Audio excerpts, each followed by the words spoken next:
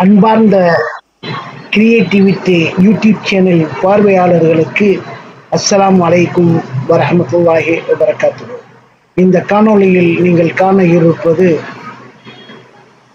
இமாம் ஷாஃபி ரஹ்மத்துல்லாஹி மெட்ரிகுலேஷன் ஸ்கூலில் நடைபெற்ற ஸ்டூடெண்ட் மீட்டிங். இதில் சிறப்பு பேச்சாளராக CNM சலீம் அவர்களும் பேசியிருக்கின்றார்கள். அதை இறுதி வரை கேளுங்கள், மிகவும் பயனுள்ளதாக இருக்கும்.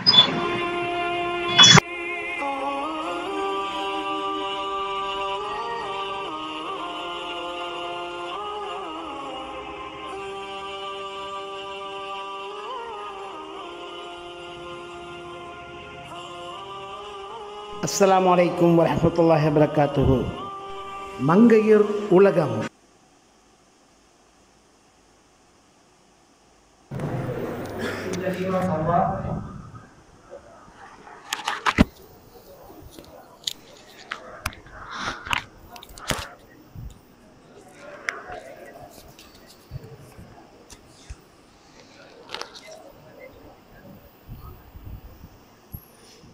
In the name of Allah, most gracious, beneficial.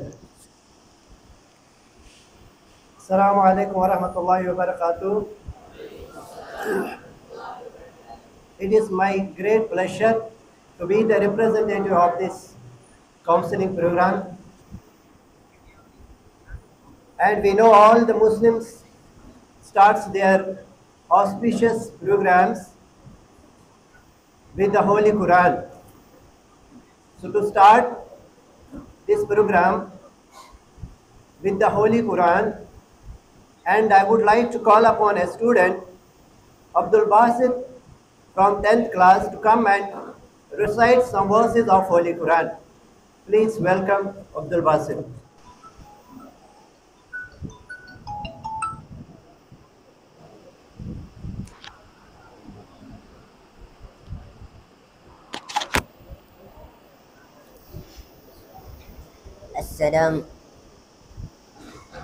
السلام عليكم ورحمة الله وبركاته.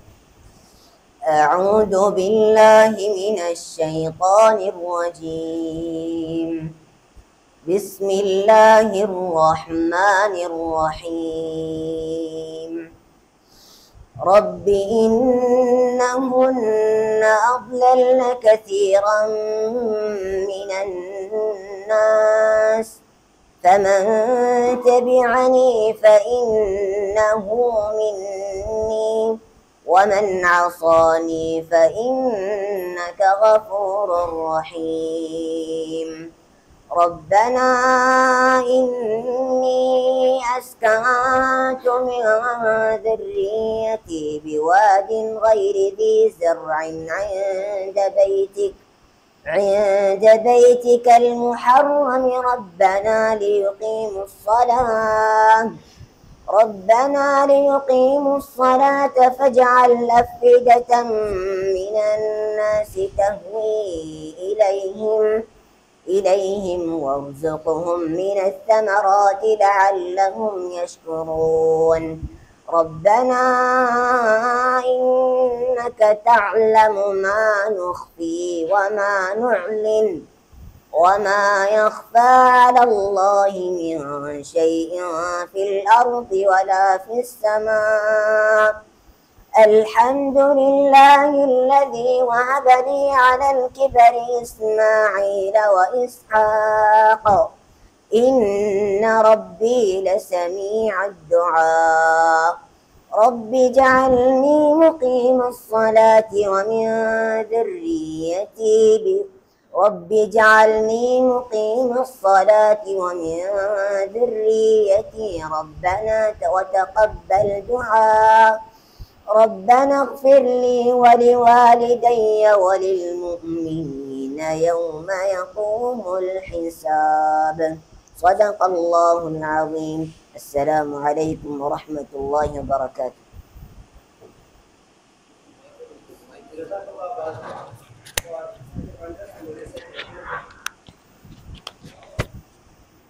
So next I would like to call Sahal to present a nasheed. Sahal, please welcome on the stage.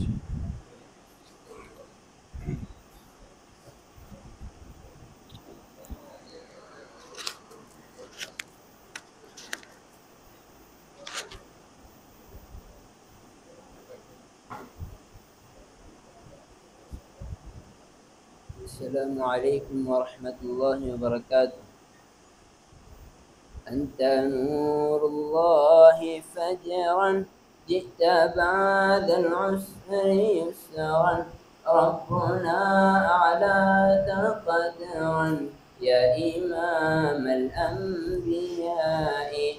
أنت للوجدان حي، أنت للعينين ضي، أنت عند الحاضرين، أنت هاد وصفي يا حبيبي يا محمد يا نبي سلام عليك، يا رسول سلام عليك، يا حبيب سلام عليك، صلوات عليك يرتوي بالحب قلبي، حب خير رسل ربي، من به أبصرت دربي، يا شفيعي يا رسول الله. أيها المختار فينا زادنا الحب حنينا، جئتنا بالخير دينا، يا ختام المرسلين، يا حبيبي يا محمد يا نبي سلام عليك، يا رسول سلام عليك، يا حبيب سلام عليك، صلوات عليك، يا نبي سلام عليك، يا رسول سلام عليك، يا حبيب سلام عليك، صلوات عليك. السلام عليكم.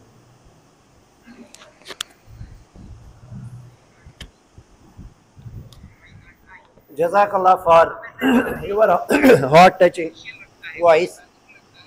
An open door is a welcome that makes a stranger into a friend. For welcome address, I would like to call upon our Honorable Principal Ma'am to welcome the guests.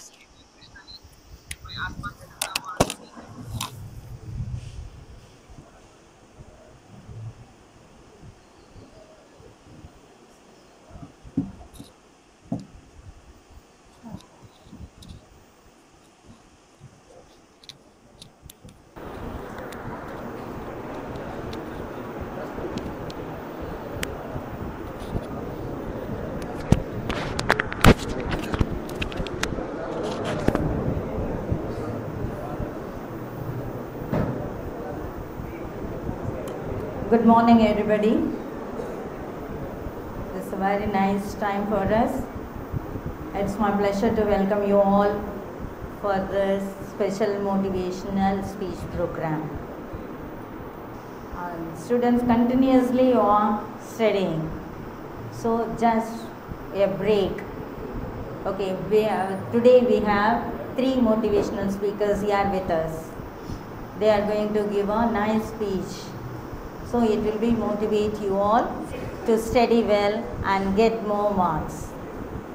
So I would like to welcome you all first. Here we are having 3 motivational speakers. First I would like to welcome our treasurer. He is with us today. It's very great thing for us. We welcome you, sir. Next time I would like to extend my warm welcome to CMN Salim sir, editor of Samuga Needi Murasu Madayidar. I welcome you, sir. Then I would like to extend my warm welcome to Akbar Ali sir, that is Revenue Divisional Officer of Pattukotte. I welcome you, sir. Then I would like to extend my warm welcome to Professor M. Muhammad Ismail, Consultant of Higher Education Tamil Nadu Muslim Iyakam. Okay, I welcome you, sir. And then I would like to welcome PTA President and guests also. I would like to welcome you all. And here I welcome our parent and teachers, students and all our guests and our Suttuchudal Mandram the Chief Siva Subramanian sir, and then I would like to welcome our FM video people, everybody. So I would like to welcome our teachers, students, everyone. A warm welcome to you all once again. A very welcome. Hope you will all enjoy this program well, and you will be motivated, and you can get very good memorable ideas here. So it will motivate your life also. You can change your life by hearing some speeches. Thank you. Once again, I welcome you all. Thank you.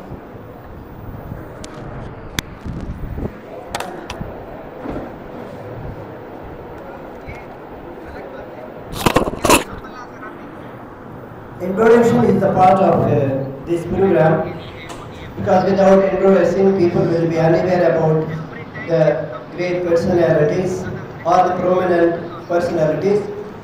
So in order to introduce our chief guest, I would like to call Advocate Muhammad Tambin to introduce our valuable and most prominent parent, chief guest. Please welcome.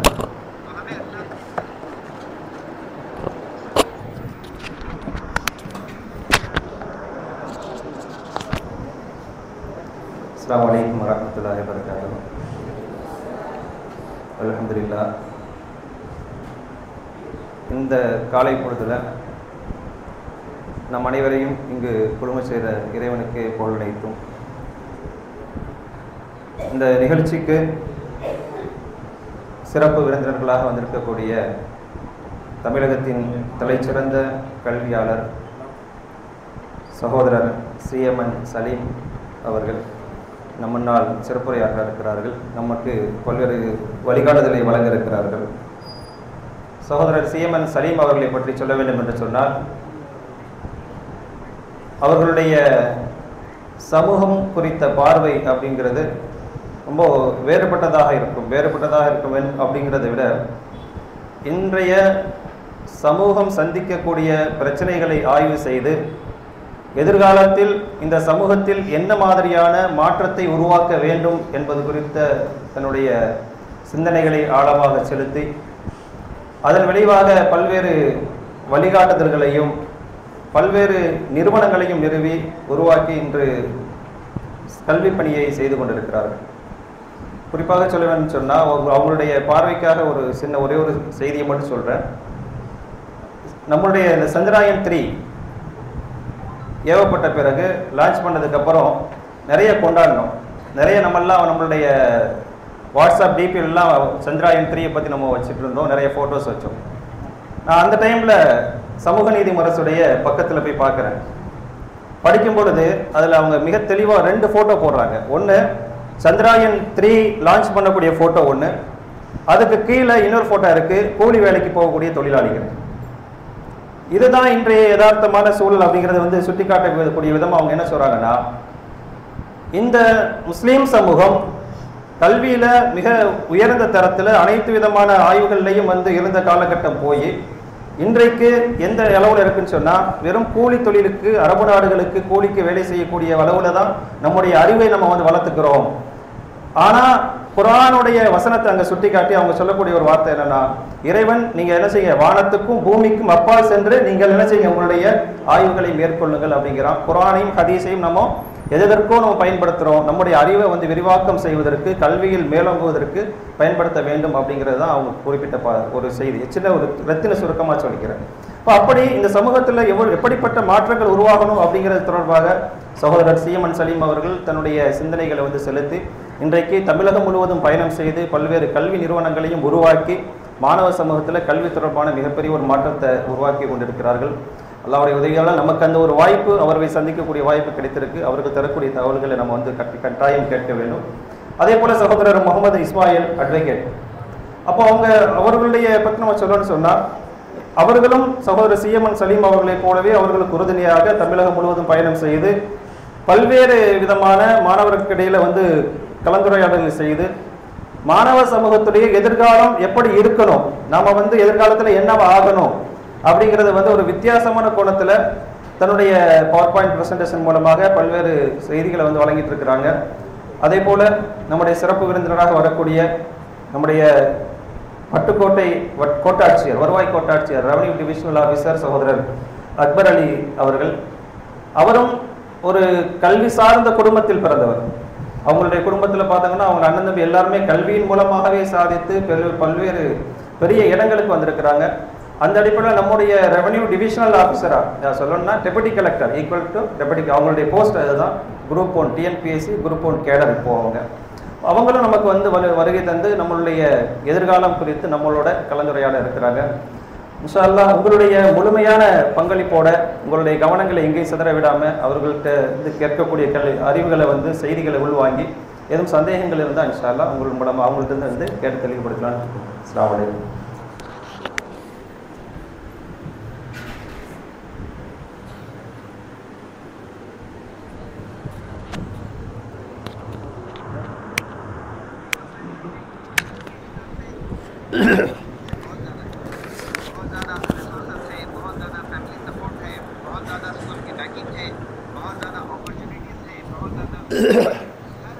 Jazakallah sir. To whom? Salima? See Salim. Today we have the privilege of hosting the chief guest, a renowned leader in their field, Mr. C.N.M. Salim sir. I am requesting himself to come on the stage and enrich our students and ourselves with their golden words and with his great knowledge. Please welcome sir on the stage.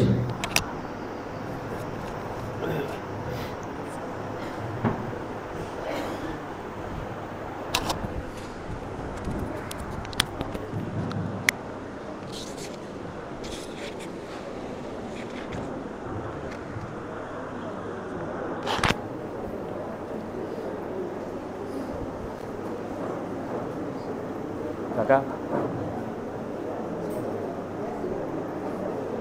உங்கள் ஃபோனில் எடுத்துக்கிறீங்களா? உங்கள் ஃபோனில் எடுத்துக்கிறீங்களா? உங்கள் ஃபோனில் எடுத்துக்கிறீங்களா? இது லாக் ஆனால் ஆயிரும். உங்கள் ஃபோனில்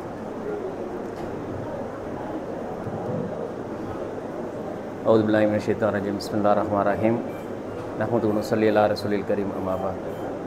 அளவற்ற அருளாளனும் நிகரற்ற அன்புடையவனும் ஆகிய எல்லாம் வல்ல அல்லாஹ் ரப்புல் ஆலமீனை போற்றி புகழ்ந்தவனாக, பாரம்பரியமும் பண்பாடும் நிறைந்த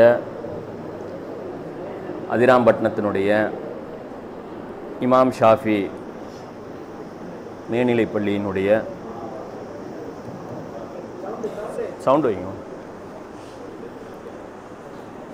9, 10, 11, 12ஆம் வகுப்பு மாணவர்களுக்கான மோட்டிவேஷன், முனைப்படுத்துதல் நிகழ்ச்சி.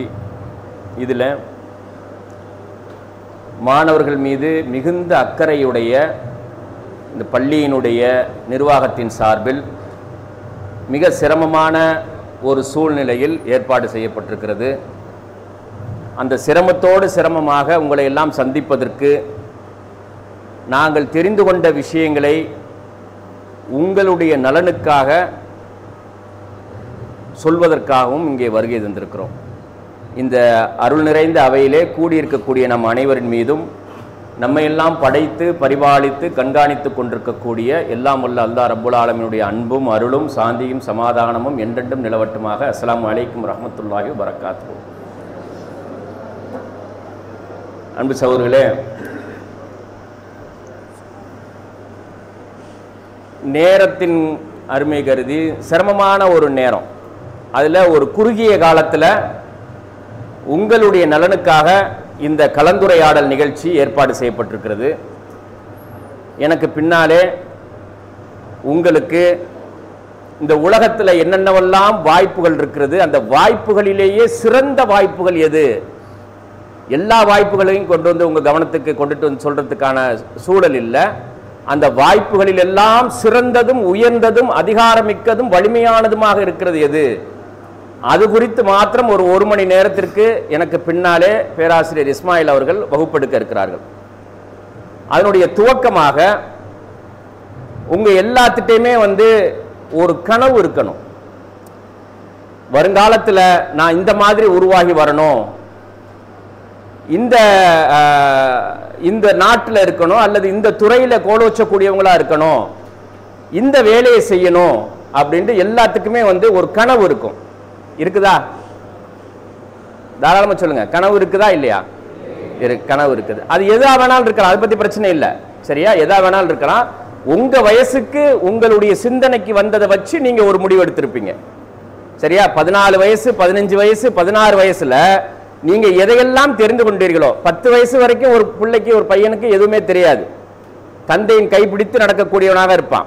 8 9 10 வயசு வரைக்கும். 10 வயசுக்கு பிறகு தெரிந்த விவரங்களை வச்சு ஒரு 4-5 வருஷத்துல உங்களுக்கு கிடைச்சிருக்கக்கூடிய தகவல், நீங்க பார்த்த செய்திகள், நீங்க கேட்ட தகவல்கள், அதை வச்சு நீங்க ஒரு முடிவுக்கு வந்திருப்பீங்க. இப்படி போகணும் அப்படி போகணும்னு சொல்லி பாப்பா டைம் மாட்டையும் போயிட்டு அது சம்பந்தமா எடுத்து சொல்லி எனக்கு இந்த மாதிரி வருங்காலத்தில் நான் இந்த காலேஜில் படிக்கணும், இதை செய்யணும் அப்படின்னு சொல்லி நீங்க முடிவு எடுத்திருக்கலாம். அதெல்லாம் ஒரு பக்கம் அப்படியே வைங்க. இப்போ நான் கேட்கறதுக்கு மட்டும் கரெக்டா பதில் சொல்லுங்க. யாருக்கெல்லாம் வந்து இந்த நாட்டினுடைய நீதிபதி ஆகணும், உயர் நீதிமன்ற நீதிபதி ஆகணும், உச்ச நீதிமன்ற நீதிபதி ஆகணும், அந்த கனவு யார்கிட்ட இருக்குது? கை தூக்குங்க.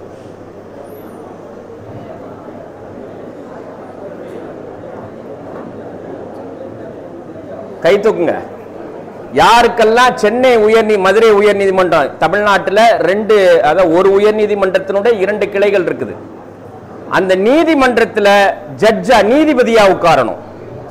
பிற்காலத்தில் அடுத்த 10-20 வருஷத்துல டெல்லியில் இருக்கக்கூடிய சுப்ரீம் கோர்ட்ல நீதிபதி ஆகணும். யாருக்கெல்லாம் இருக்கு?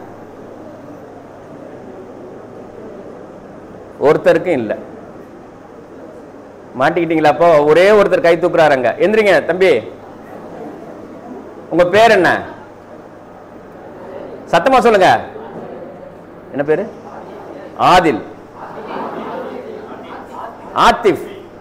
ரைட். என்ன படிக்கிறீங்க இப்போ? 9th படிக்கிறாரு. அவருடைய கனவு எவ்வளவு உயர்வா இருக்குது பாருங்க, எவ்வளவு உயர்வானதா இருக்குது பாருங்க. உயர் நீதிமன்றத்தினுடைய நீதிபதி அல்லது உச்ச நீதிமன்றத்தினுடைய நீதிபதி, ஒரு ஜனாதிபதிக்கு, இந்திய ஜனாதிபதிக்கு நிகரான அதிகாரம் படைத்தவர். உச்ச நீதிமன்றத்தினுடைய நீதிபதி இருக்க, தலைமை நீதிபதி இருக்காரு. இன்னைக்கு யார் இருக்கா உச்ச நீதிமன்றத்தினுடைய தலைமை நீதிபதி? பேர் சொல்லுங்க. சீஃப் ஜஸ்டிஸ் யாரு? சந்திரசூட். சரியா? 4 தலைமுறையா அவங்க வந்துட்டு நீதிபதி. ஒரு தலைமுறை 2 தலைமுறை இல்ல, பூட்டன் பாட்டன் தந்தை மகன் நீதிபதி. இவங்க அப்பா இருந்தாரு சந்திரசூட் அப்படின்னு சொல்லிட்டு, அவர் பேரு சந்திரசூட் தான். சரியா? இப்ப மகன் இருக்கிறாரு. இவருடைய 2 மகன் என்ன செய்யறாங்க தெரியுமா? 2 மகன் அட்வொகேட். ஒருத்தர் வந்துட்டு ஆக்ஸ்போர்ட்ல படிச்சிட்டு இருக்கிறாரு, இன்னொருத்தர் ஹார்வர்ட்ல PhD முடிச்சிருக்கிறாரு. அமெரிக்காவில் இருக்கக்கூடிய உலகத்தினுடைய நம்பர் 1 பல்கலைக்கழகம் ஹார்வர்ட் யூனிவர்சிட்டியில PhD முடிச்சிட்டு இருக்கிறாரு. இன்னொருத்தர் ஆக்ஸ்போர்ட்ல இருக்கிறார். ஒரு தந்தை, இவர் இப்போ ஆத்திஃப் வந்து ஜட்ஜா போய் உட்கார்றாருன்னு வச்சுக்கோங்க. என்ன செய்யணும்? 5 வருஷம் +2 முடிச்சதுக்கு அப்புறம் 5 வருஷம் லா படிக்கணும். +2 முடிச்சுட்டு 5 வருஷம் சட்டக்கல்லூரியில் லா படிச்சுட்டு அதுக்கப்புறமா வந்து அட்வொகேட்டா வந்து என்ரோல் பண்ணோம். நம்ம அஹமத் தம்பி இருக்கிறார் பாருங்க, நெய்னா தம்பியா, முகமது தம்பி, அது மாதிரி அவர் வந்துட்டு லா 5 வருஷம் முடிச்சுட்டு அட்வொகேட்டா பிராக்டிஸ் பண்ணிட்டு இருக்காரு பாருங்க. அட்வொகேட்டா பிராக்டிஸ் ஆகி சீனியர் அட்வொகேட் ஆகி அதுக்கப்புறமா சில எக்ஸாம் அப்படி இல்லைன்னா ப்ரொமோஷன் மூலமா வந்து ஜட்ஜா வந்துடலாம். சரியா? ஒரு 20 இயர்ஸ்ல வந்துட்டு உயர் நீதிமன்றத்தினுடைய நீதிபதி அரசாங்கத்தை கண்ட்ரோல் பண்ண முடியும், தமிழ்நாட்டு அரசாங்கத்தை கண்ட்ரோல் பண்ண முடியும். அவர் ஒரு உத்தரவு போட்டார்னா அரசாங்கத்தினால மீற முடியாது. டிஜிபியை கூப்பிட்டு கூண்டுல ஏத்தி ஒழுங்கா நடந்துக்கலன்னா உன் சட்டையை கட்டிட முடியும், சட்டையை கட்டிடணும்னு சொல்ல முடியும். காவல்துறை உயர் அதிகாரியை கூண்டுல ஏத்தி ஒழுங்கா நடந்துக்கலன்னா உன் சட்டையை கட்டிடுவேன் அப்படின்னு சொல்றதுக்கு அதிகாரம் கிடைக்கும் ஆத்திஃபுக்கு. இன்னும் ஒரு 10-20 வருஷத்துல கரெக்டா அந்த ரூட்ல போனான்னு வச்சுக்கங்க, அதிராம்பட்டினத்தினுடைய ஆத்திஃப் யாரா உருவாகி வந்துருவாரு? ஹைகோர்ட்டினுடைய ஜட்ஜா உருவாகி வந்துருவாரு. அதிராம்பட்டினத்துல சைரன் வச்ச கார் வரும், அலரம், அவர் பின்னால முன்னாலையும் பின்னாலையும் பெட்ரோல், அவருக்கு பாதுகாப்பு. ஜட்ஜி ஊருக்கு வர்றாருன்னு வச்சுங்க, காவல்துறைக்கு இன்ஃபர்மேஷன் போட்டு ஜட்ஜி ஊருக்கு வர்றாருன்னு சொல்லி வீட்டுக்கு வந்துட்டு போலீஸ் ப்ரொடெக்ஷன் போட்டுருவாங்க. தெருவில் வண்டியை நிக்க விட மாட்டாங்க, யாரும் அந்த தெருவில் கிராஸ் ஆக முடியாது. தமிழ்நாட்டினுடைய ஏறக்குறைய அதிகாரம் அவருக்கு வந்துடும். அவருடைய இலக்கு எவ்வளவு உயர்வான இலக்கா இருக்குதுன்னு பாருங்க. சரியா? அல்லாஹ் லேசாகி தருவான். நீங்க அந்த பயணத்துல தொடருங்க. அல்லாஹ் உங்களை ஜட்ஜ் ஆக்கி தருவான் இன்ஷா அல்லாஹ். ஆமீன் சொல்லுங்க எல்லாரும். ஆமீன். ரைட். சரி, வேற யாருக்கு இன்டர்நேஷனல் கோர்ட் இருக்குது? நெதர்லாண்டுல ஹேக்ல வந்துட்டு சர்வதேச குற்றவியல் நீதிமன்றம் இருக்குது. உலக நாடுகள் முழுவதையும் கண்ட்ரோல் பண்ண முடியும். அந்த நீதிமன்றத்துக்கு ஒரு சர்வதேச வழக்கறிஞரா போகணுங்கிற ஆசை யாருக்கு இருக்குது?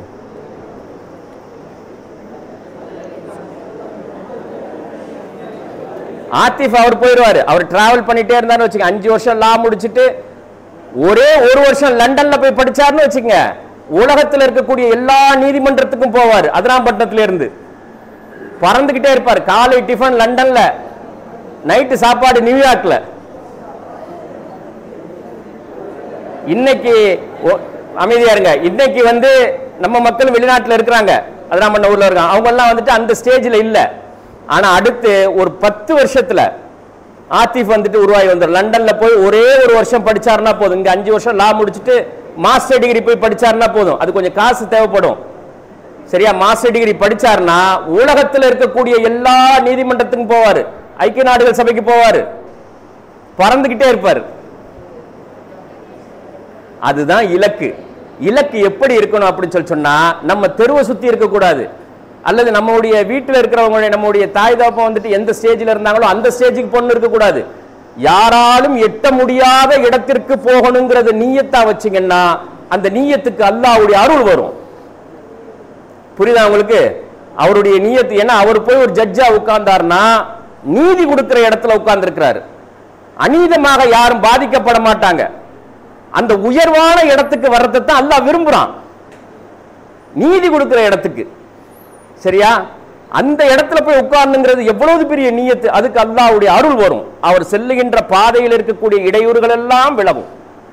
ஈஸியா போயிட்டே இருப்பார். ஒரு சப்ஜெக்டை வந்துட்டு ரொம்ப ஈஸியா உள்வாங்குவார். சொன்ன உடனே அவர் மைண்ட்ல பதிஞ்சிரும்.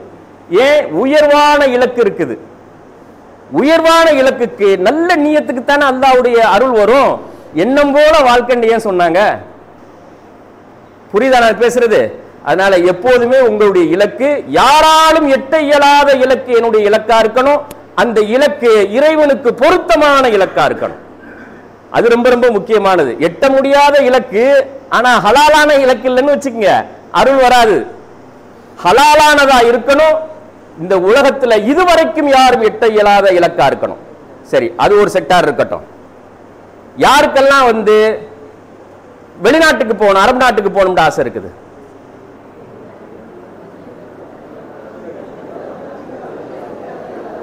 அரபு நாட்டுக்கு முடிச்ச உடனே அரபு நாட்டுக்கு போகணும்னு ஆசை யாருக்கு இருக்கு? நீங்க எல்லாம் கை தூக்காம இருக்கீங்க. எல்லாரும் கை தூக்குற ஆட்கள் தான்.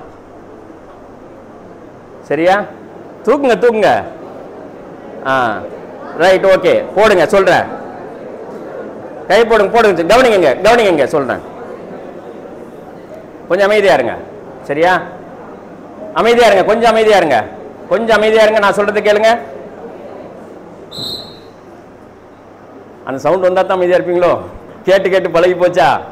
சரி, ஜிசிசி அரபு நாட்டுக்கு போகணும். அதுதான் நம்முடைய வழக்கம். கடந்த 50 வருஷமா அதிராம்பட்டினத்திலிருந்து அரபு நாடுகளுக்கு போகக்கூடியதான் வழக்கமா இருந்துகிட்டு இருக்குது. 6 அரபு நாடுகளுக்கும் போறது.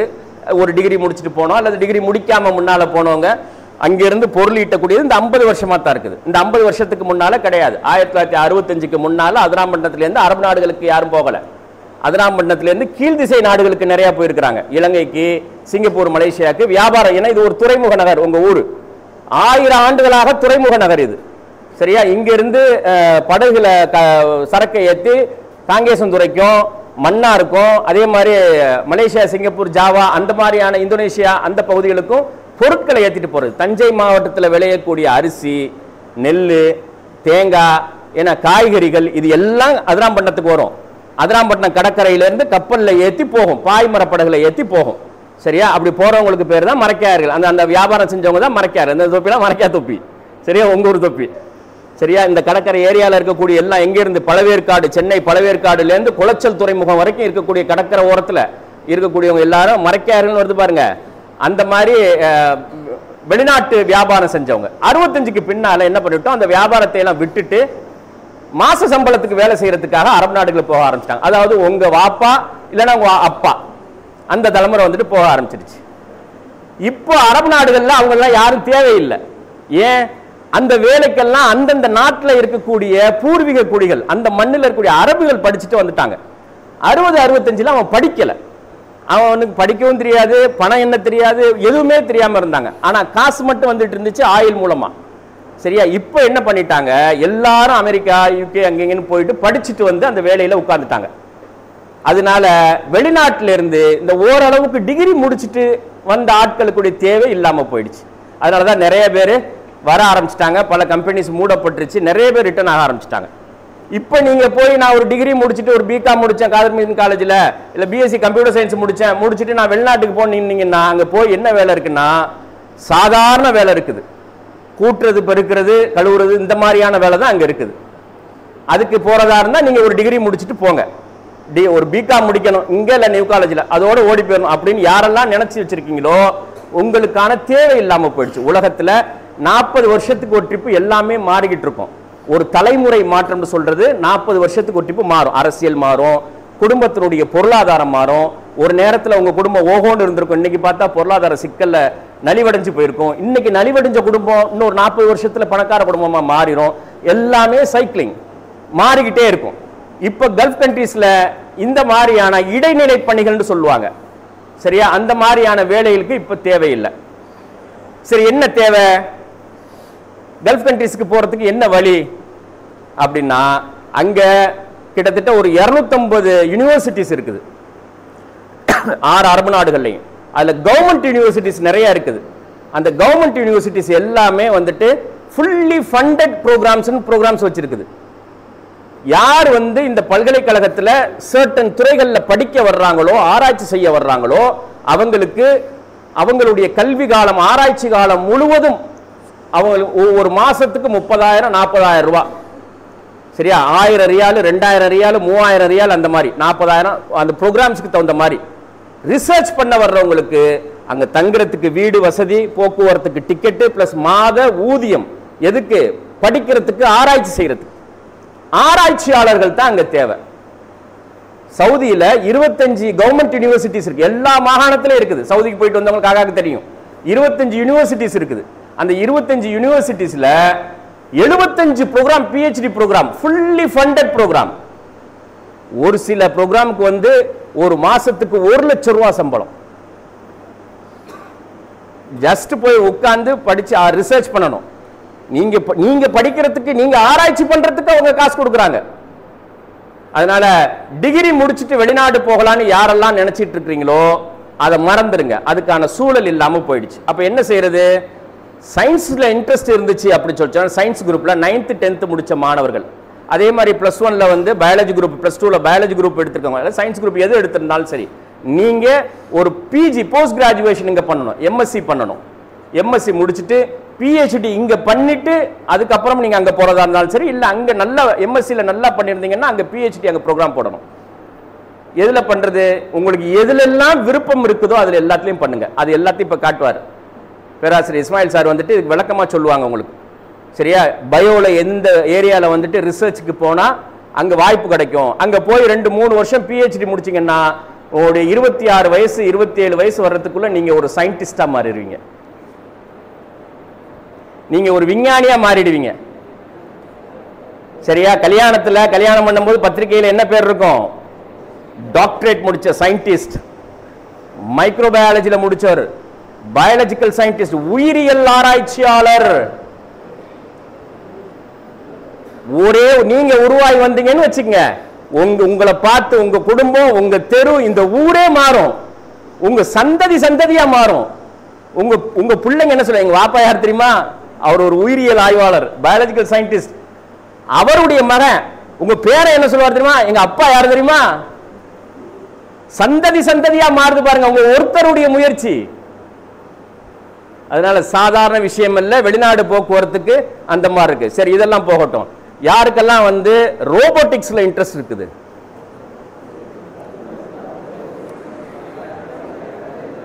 ரோபோட்டிக்ஸ். சரியா? இனிமே இயந்திரங்கள் தான், artificial intelligence, robotics, machine learning. சரி, போடுங்க, கை போடுங்க, கை போடுங்க, கீழே போடுங்க. நீங்க வந்து இன்ஜினியரிங் முடிக்கிறது அல்லது சயின்ஸ் குரூப்ல ஏதாவது ஒன்று எடுத்து முடிச்சுட்டு மெட்டீரியல் சயின்சஸ் இந்த மாதிரி அதெல்லாம் உங்களுக்கு பேராசிரியர் இஸ்மாயில் சொல்லுவாங்க. இப்போ அதை முடிச்சுட்டு PhD பண்றது. சரியா? இங்க கூடி இருக்கக்கூடிய எல்லாரும் இமாம் ஷாஃபி ஸ்கூல்ல 9th +1 +2 படிக்கக்கூடிய மாணவர்கள்ல பெருவாரியாக பெரும்பாலான ஆண்கள் மாணவர்கள் அவங்களுக்கு வந்து PhD வந்து இலக்கா வச்சுக்குங்க. சரியா? எல்லாருக்கும் அந்த வாய்ப்பை ஏற்படுத்திங்க. பெண்களுக்கு வந்துட்டு இது பொருந்தாது, சிலவங்களுக்கு மட்டும்தான் பொருந்தும்.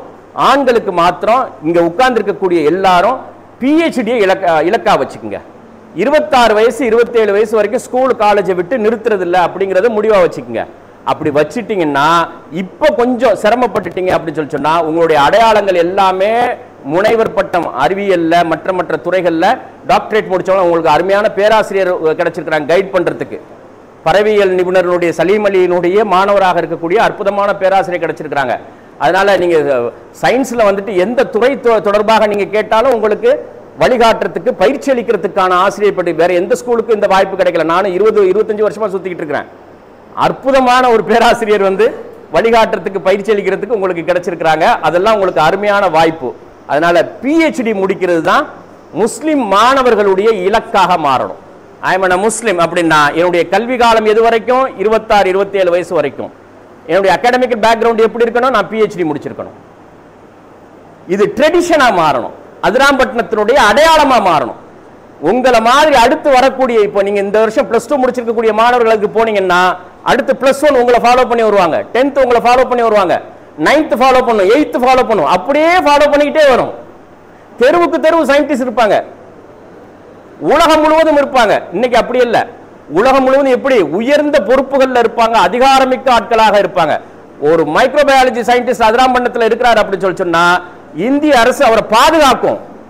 எப்படி ஒரு அப்துல் கலாமை பாதுகாத்துச்சோ அந்த மாதிரி உங்களை பாதுகாக்கும்.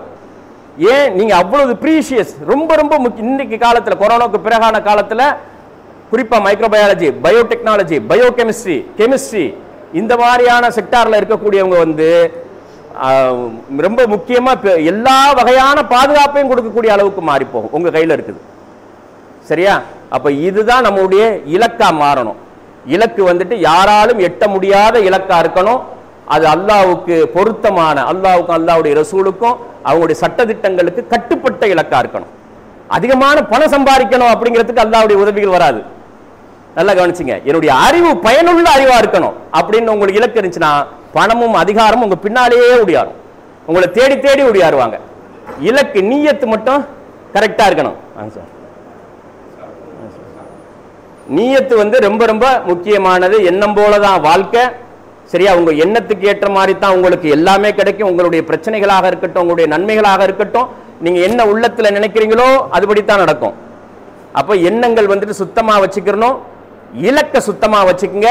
எல்லாவற்றுக்கும் மேல இப்ப யாரெல்லாம் வந்துட்டு நீங்க மைக்ரோபயாலஜிஸ்டா உருவாகி வரணும்னு சொன்னீங்களோ, ஜட்ஜா உருவாகி வரணும்னு சொன்னீங்களோ, அதே மாதிரி டெக்னாலஜில ஆர்டிபிஷியல் இன்டெலிஜென்ஸ்லையும் மெஷின் லேர்னிங்லையும் அந்த மாதிரியான இடத்துலையும் அதிகாரம் பெரிய பொறுப்புகள் நுணுக்கமான ஆய்வாளராக உருவாகி வரணும்னு நினைச்சீங்களோ, உங்களுடைய இலக்கு பெருசா இருக்குது. அதே மாதிரி இலக்க கை தூக்காதவங்களும் நீங்க உங்களுக்கு எது பிடித்தமான இருக்கோ அதுல நீங்க இலக்கா வச்சுக்கோங்க. அந்த இலக்கை இன்ஷூர் பண்ணணும். இன்ஷூர்னா என்னன்னு தெரியுதா? காப்பீடு செய்யணும், பாதுகாப்பு கொண்டுட்டு வரணும். எப்படி பாதுகாப்பு கொண்டுட்டு வர்றது?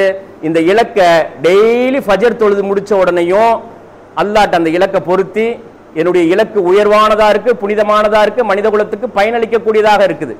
இறைவா இந்த இலக்கை பாதுகாத்து அந்த இலக்கை கோலோச்சக்கூடியவனாக என்னை ஆக்கித்தான். புரியுதா நான் சொல்றது? இந்த துவா இருக்கணும்.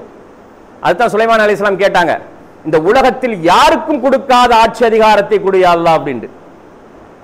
யாருக்குமே கொடுக்காத ஆட்சி அதிகாரத்தை கொடு. வேர்ல்டு கேபிட்டல் அல்லாஹ் மாத்தினான் ஜெருசலத்தை. இன்னைக்கு பிரச்சனையே அதுதான்.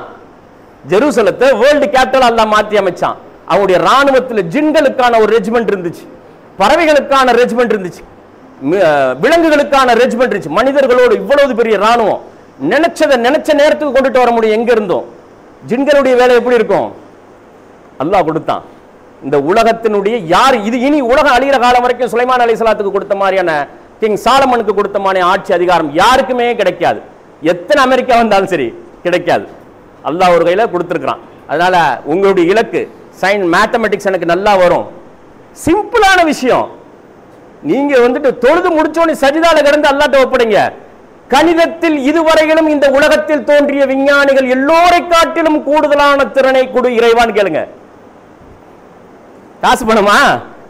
யாராவது தடுத்தாங்க அவங்களை? யாரும் கேட்க கூடாது. மைக்ரோபயாலஜில உயிரியல்ல இதுவரைக்கும் கண்டுபிடிக்கப்பட்டிருக்கக்கூடிய அந்த ஆய்வகங்களிலே தெரியாதவற்றை, மனித கண்களுக்கு புலப்படாதவற்றை எனக்கு புலப்படுத்தித்தான் கேளுங்க. மனிதனுக்கு பயனுள்ளதா ஆக்குவேன். மனிதனுக்கு, கால்நடைகளுக்கு, உயிரினங்களுக்கு பயனுள்ளதா ஆக்குவேன். நோய்கள் பெருகி கிடக்குது அதிராம்பட்டினத்துல. ஒரு வீட்லயும் டப்பா டப்பாவா மாத்திரை வச்சிருக்க சாப்பிடுறாங்க. ஒண்ணுக்கு மாத்திரை மருந்து.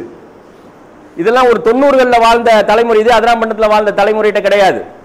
இப்பதான் எல்லாம் நோயாளி. சாப்பிடறதுக்கு முன்னால மாத்திரை, சாப்பிடுற நேரத்துல மாத்திரை, சாப்பிட்டதுக்கு பின்னால மாத்திரை, டப்பா டப்பாவா மாத்திரை. சரியா? ஒரு லிஸ்ட் போடலாம். அவ்வளவு நோய் ஒவ்வொருத்தட்டையும். நோய்கள்லயே இதெல்லாம் லாஸ்ட் 20 இயர்ஸ்ல உருவாகி வந்தது. கேன்சருடைய பேஷண்ட் நீங்க ஒரு டீமா சேர்ந்து அதிராம்பட்டினத்தில் இருக்கக்கூடிய தெரு கடந்த 10 வருஷத்துல புற்றுநோயால் இறந்து போனவர்கள் எத்தனை பேர் நீங்க எடுங்க, உங்களுக்கு தூக்கம் வராது. அதே மாதிரி கேன்சர் பேஷண்ட் எத்தனை பேர் நீங்க கணக்கெடுத்து பாருங்க லாஸ்ட் 10 இயர்ஸ்ல. உங்க உறவுகள்ல அந்த மாதிரி இறந்து போயிருக்கலாம். உங்க ஊர்ல அந்த மாதிரி நிறைய மரணங்கள் ஏற்பட்டு. இதுக்கு என்ன காரணம்? ஏன் வந்துட்டு கிட்னி ஃபெயிலியர் ஆகுது மனிதனுக்கு? ஃபெயிலியர் ஆன கிட்னியை நான் எப்படி மாற்றி அமைப்பேன்? இறைவா எனக்கு அந்த அருள் ஆற்றலை கொடு, அந்த ஞானத்தை கொடு. உங்க தெருவில் அதிராம்பட்டினத்தை சுத்தி முளைச்சிருக்கக்கூடிய ஏதோ ஒரு மூலிகையில் அந்த மருந்து ஒளிஞ்சுக்கிட்டு இருக்குது. இதான் பாயிண்ட். அல்லாஹ் படைச்சிட்டான். நோயை உற்பத்தி பண்றதுக்கு முன்னாலே அல்லாஹ் மருந்தை படைச்சிருக்காங்கிறான். ஏதோ ஒரு செடியில, ஒரு வேர்ல, ஒரு கொடியில இருக்குது, அது ஒளிஞ்சுக்கிட்டு இருக்குது. அது எது? சமீபத்தில் ஒரு வாரத்துக்கு முன்னால, ஒரு 10 நாளைக்கு முன்னால பாரதியார் யூனிவர்சிட்டி இருக்கு பாருங்க கோயம்புத்தூர்ல. அந்த பாரதியார் யூனிவர்சிட்டியில 2 பேராசிரியர்கள், பாட்டனி படிச்சவங்க, மைக்ரோபயாலஜி படிச்சவங்க, குரு சரவணன், சாரதான் சொல்லக்கூடிய 2 பேராசிரியர்கள் 6 ஆண்டு காலம் ஆராய்ச்சி செய்தார்கள். தமிழகத்தில் புற்றுநோய் பெருகிக்கிட்டே இருக்குது. கேன்சர் இன்ஸ்டிடியூட் இருக்குது சென்னையில், அடையாறுல. கூட்டம் கட்டுக்கடங்கல. வாய் புற்றுநோய், கர்ப்பப்பை புற்றுநோய், என்ன அதே மாதிரி கண்கள்ல, வயிற்றுல, எல்லா இடத்துலையும் புற்றுநோய் பெருக ஆரம்பிச்சிருச்சு. இப்ப என்ன செய்யறது? அந்த 2 பேராசிரியர்களுடைய நீயத்தை பாருங்க. என்னந்தாங்க சக்சஸ் கொடுத்துச்சு. தமிழகத்துல புற்றுநோய் பெருகிட்டு இருக்கக்கூடிய ஒரு சூழல்ல அந்த புற்றுநோயிலிருந்து மக்களை பாதுகாக்கிறதுக்கு நம்மளால என்ன பண்ண முடியும்னு யோசிச்சாங்க. சாதாரண மக்கள். சரியா? யோசிச்சு என்ன பண்ணாங்க? தமிழ்நாட்டினுடைய மாநில மலர் இருக்குது. என்ன மலர் தெரியுமா? சொல்லுங்க. மாநில மலர், ஸ்டேட் ஃப்ளவர். தமிழ்நாட்டில் எப்படி விலங்கு இருக்குது, பறவை இருக்குதோ அந்த மாதிரி மாநில மலர். தமிழ்ல சொல்லுங்க. பொட்டானிக்கல் நேம் சொல்லாதீங்க. மாநில மலர். அது பொட்டானிக்கல் நேம். தமிழ் பேர் என்ன? ரைட். செங்காந்தல் மலர். சரியா? செங்காந்தல் மலரை எடுத்து மாநில மலரா இருக்குது. அதுல கண்டிப்பா சொல்யூஷன் இருக்கு நம்பினாங்க பாருங்க. தமிழகத்துல புற்றுநோய் ஜாஸ்தி ஆகிட்டே இருக்குது. நான் படிச்சிருக்கிறேன், ஆராய்ச்சியாளனா இருக்கிறேன். என் அறிவை கொண்டு மனித குலம், தமிழக மக்களுக்கு பயனளிக்கணும், உலக மக்களுக்கு பயனளிக்கணும். உலகத்தினுடைய கடைசி நாள் வரைக்கும் அது பயனுள்ளதா இருக்கிறதுக்கான, அது உள்ள ஒளிஞ்சிக்கிட்டு இருக்கிறத வெளியே கொண்டுட்டு வரணும். 2 பேரும் 6 ஆண்டுகள் ஆராய்ச்சி செஞ்சாங்க. முனைவர் பட்டத்தை முடிச்சாங்க. முடிக்கும் போது செங்காந்தல் மலர்ல அந்த தண்டுல இருக்கக்கூடிய என்சைம்ஸ் இருக்குது பாருங்க. அந்த என்சைம்ஸ் கரெக்டா புற்றுநோய் செல்களை மாத்திரம் கண்டறிஞ்சு கொள்ளுது. இப்ப இருக்கக்கூடிய கீமோதெரபி இருக்குது பாருங்க, நல்ல செல்லையும் கொள்ளுது, கெட்ட செல்லையும் கொள்ளுது. அது மருந்தல்ல, டெக்னாலஜி. கீமோதெரபி என்பது டெக்னாலஜி. இவங்க என்ன பண்ணாங்கன்னா மருந்தை கண்டறிஞ்சாங்க. அவங்களுக்கு தெரியாது நோய் வர்றதுக்கு முன்னாலே இறைவன் மருந்தை படைச்சிருக்கிறான் அப்படிங்கறத அவங்க படிக்கல. படிச்ச நம்ம சும்மா உட்கார்ந்துகிட்டு இருக்கிறோம். அல்லாஹ் நமக்கு சொல்லித்தர உலகத்தை படைத்த ரப்பு, இந்த நோய்கள் எல்லாவற்றையும் படைத்த ரப்பு மனிதனுக்கு நோயை கொடுக்கறதுக்கு முன்னாலே மருந்து இருக்குடா, ஆராய்ச்சி பண்ணிக்கடா. ஆராய்ச்சி பண்ணலையே, வெளிநாட்டுக்கு ஓடிட்டோமே. அவங்க 2 பேரும் ஆராய்ச்சி பண்ணாங்க, மருந்தை கண்டறிஞ்சாங்க. அது உலகத்துல பெரும் தாக்கத்தை ஏற்படுத்தியிருக்கு. மத்திய அரசு அதுக்கு பேட்டன்ட் கொடுத்திருக்குது. இன்னும் மேலும் அடுத்த கட்ட ஆராய்ச்சிக்கு அதிலிருந்து மருந்து உற்பத்தி பண்றதுக்கு உண்டான அவங்களுக்கான வாய்ப்புகளை கொடுத்திருக்குது. இதுதான் அறிவு, இதுதான் கல்வி. இப்படித்தான் நம்ம சிந்திக்கணும். இந்த சிந்தனைக்கு தான் இறைவனுடைய அருள் இருக்குது, பாதுகாப்பு இருக்குது. நீங்க செல்லுகின்ற பாதையெல்லாம் ஈஸியா இருக்கும். வெளிநாட்டுக்கு போகணும், எம்எஸ்சி முடிச்சிட்டோம், பிஹெச்டி பண்றதுக்கு ஃபாரின்ல போய் பண்ணா நல்லா இருக்கும் அப்படின்னு நினைச்சிட்டு இருக்கீங்க பாருங்க. ஆனா காசு இல்ல. யூகேலயோ ஆஸ்திரேலியாலயோ டென்மார்க்லயோ எங்கேயோ போய் பண்ணா நல்ல லெபார்டரி வசதி இருக்குது, நல்ல பேராசிரியர்கள் இருக்கிறாங்க வழிகாட்டுறதுக்கு. இந்தியா விட அட்வான்ஸா இருக்குது. ஆனா காசு இல்லையே அப்படின்னு நினைச்சிட்டு இருக்கீங்க பாருங்க. இந்த நீயத்தை மட்டும் நீங்க டெய்லி ரப்பிட்ட வச்சு நீங்க ரப்பிட்ட மன்றாடணும். சும்மா ஏதோ போட்டு பார்த்தோம் அப்படின்லாம் கிடையாது. நீ தந்தே ஆகணையாள்தான்றங்க ஒரே போட. ஆமா, நீ என் பாதையை லேசாக்கு. ஏன் புற்றுநோய் அதெல்லாம் பண்ணத்துல ஏகப்பட்ட இருக்குது, கிட்னி ஃபெயிலியர் இருக்குது, ஹார்ட் அட்டாக் இருக்குது. அதுக்கு நான் சொல்யூஷன் கண்டுபிடிக்கணும். என் வாழ்நாள் என் சந்ததிகளை பாதுகாக்கணும். மன்றாடினீங்கன்னா உங்களுக்கு ஈஸியா நீங்க காசே இல்லாம போய் படிக்கிறதுக்கு உண்டான சூழல் உருவாகி வரும். நிறைய யூரோப்பியன் கண்ட்ரீஸ்ல அந்த மாதிரியான ஒரு சூழல் வந்துகிட்டு இருக்குது. இட்டாலியில எல்லாம் யார் ஆளு லேப்ல ரிசர்ச் பண்றதுக்கு தேடிக்கிட்டு இருக்காங்க. நீங்க படிச்சு வர்ற காலத்துல ஈஸி ஆயிடும். சரியா? அதனால அந்த மாதிரி ஆராய்ச்சி தான் கல்வி. முஸ்லிம் இஸ்லாமிய கான்செப்ட் படி கல்வினா என்னன்னா ஆராய்ச்சி. அல்லாஹ் ரப்பல் ஆலமீன் எதையெல்லாம் படைத்திருக்கிறானோ எல்லாத்தையும் சிந்தின்னு சொல்றான் பாருங்க. ஆராய்ச்சி தான் கல்வி. அந்த ஆராய்ச்சியாளர்களாக நீங்க உருவாகி வரணும் அப்படிங்கிற நீயத்து வச்சுக்கோங்க. பேராசிரியர் இஸ்மாயில் சார் வந்துட்டு இப்ப அது எல்லாத்தையும் உங்களுக்கு காட்சிப்படுத்தி காட்டுவார். அவர்கிட்ட நீங்க நிறைய உங்களுடைய சந்தேகங்களை தீர்த்துக்கலாம். நம்ம டிஆர்ஓ சார் வந்திருக்கிறாங்க, அக்பர் அலி சார் வந்திருக்கிறாங்க, சமுதாய சிந்தனையாளர் அவங்க வந்திருக்காங்க. அவங்க இன்னும் உங்களுக்கு சமுதாயத்தில் இருக்கக்கூடிய உலகத்தில் இருக்கக்கூடிய வாய்ப்புகளை உங்களுடைய கவனத்துக்கு கொண்டுட்டு வருவாங்க. அஸ்ஸலாமு அலைக்கும் வரஹ்மத்துல்லாஹி வபரகாத்துஹு. அஸ்ஸலாமு அலைக்கும். அதிரி மன்சூர் கடந்த 2.5 வருஷமாக கிரியேட்டிவிட்டி என்ற யூடியூப் சேனலில் அல்ஹம்துலில்லாஹ் சிறப்பான முறையில் நடத்திட்டு இருக்காங்க. அவசியம் சப்ஸ்கிரைப் பண்ணாதவங்கன்னா அவசியம் சப்ஸ்கிரைப் பண்ணிக்கிடுங்க. குறிப்பாக இதில் என்னென்ன நடக்குதுண்டாக்கா, என்னென்ன விஷயங்கள் இதில் கொண்டு வர்றாருண்டாக்கா, நம்ம மண்ணுடைய அதிராமிரதனுடைய அரசியல் நிகழ்வு, மார்க்க விஷயங்கள், கல்வி சம்பந்தமான நிகழ்வு, அப்புறம் கல்யாண விசேஷங்கள் நிகழ்வு, அப்புறம் விளையாட்டு சம்பந்தமான எல்லா நிகழ்வுகளும் அது எல்லாம் ஊரோட ஒன்றி போய் அருமையான முறையில் ஒன்று செஞ்சுட்டு இருக்காப்புல. அதனால நான்லாம் அதெல்லாம் சப்ஸ்கிரைப் பண்ணி பார்த்துக்கிட்டு இருக்கேன். ஊருடைய தேவைகள் எல்லாத்தையும் பார்த்துக்கிட்டு இருக்கேன். ரொம்ப சந்தோஷமாக இருக்குது எனக்கு. அதுபோல் நீங்களும் ஊரில் உள்ளவங்களும் சரி, வெளிநாட்டில் உள்ளவங்களும் சரி, வெளியூரில் உள்ளவங்களும் சரி, ஊருடைய விஷயங்களையும் நீங்கள் பார்த்து அறிய ஆசைப்பட்டாங்க அவசியம் கிரியேட்டிவிட்டி சேனலில் சப்ஸ்கிரைப் பண்ணிக்கிறேன். வாழ்த்துக்கள். அஸ்ஸலாமு அலைக்கும்.